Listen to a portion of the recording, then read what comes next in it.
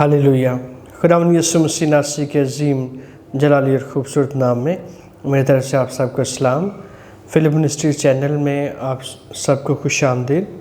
आज का कलाम हम खुदावंद के कलाम में यशायाह नबी का सहीफ़ा 59 बाब और उसकी पहली 2 आयत हम खुदा के कलाम में से पढ़ने लगे।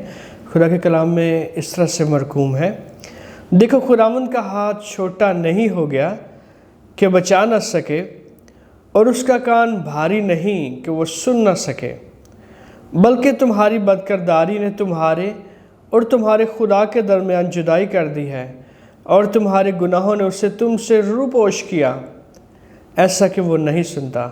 खुदा उनके कलाम के पढ़े सुन जाने पर खुदा उनकी बरकत हो, आमीन।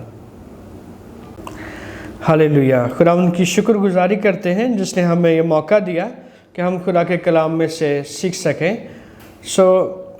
हमने जो हवाला पढ़ा है यशायाह नबी के सहीफ़े में से, यशायाह नबी का ज़िक्र जो है अंबिया अकबर में आता है, और हम देखते हैं कि ये जो सहीफ़ा है इसको मिनी बाइबल के नाम से भी जाना जाता है, क्योंकि इसमें वही पैटर्न, खुशखबरी का वही तरीक़ेकार है जिस तरह से अनाजील में हमें आगे जाकर मिलता है।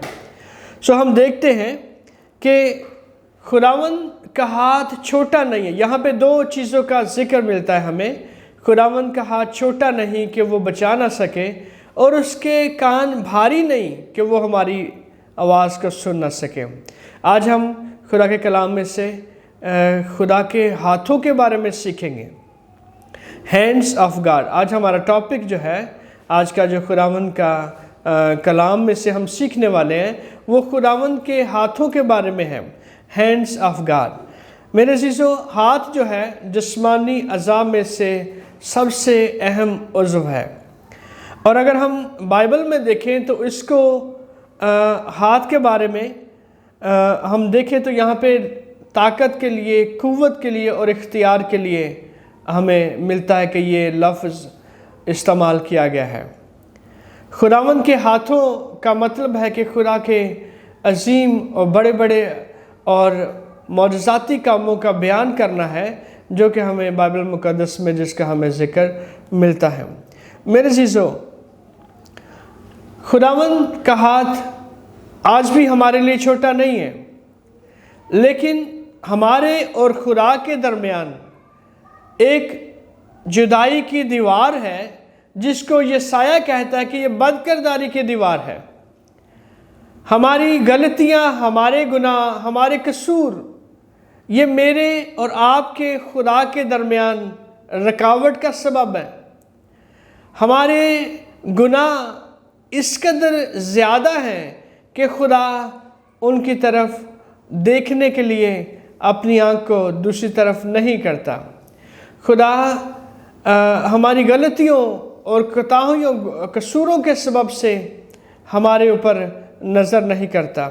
अगर हम अनाजील में से, अनाजील अरबा, यूहन्ना रसूल की मार्फत लिखी गई अंजील और उसका 11वां बाब और उसकी 38 आयत से लेकर 44 आयत तक हम खुदा का कलाम पढ़ें तो वहाँ पे हमें एक मौजज़े का जिक्र मिलता है, और मौजज़ा लाज़र की कब्र के ऊपर होता है, जो कि मरियम और मार्था का भाई है।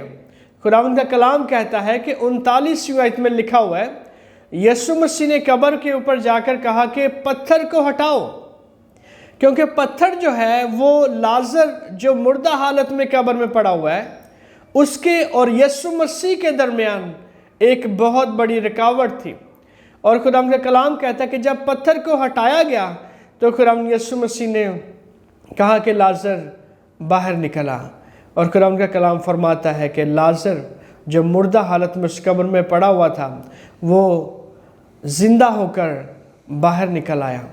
इसी तरह से हमारी ज़िंदगियों में जो है खुदा इंटरवीन इसलिए नहीं करता क्योंकि हमारी ज़िंदगियों में गुनाह और तकसीरें हमारी ज़िंदगियों में हैं, जिसकी वजह से खुदा मेरे और आपके मुश्किलात में इंटरवीन नहीं करता।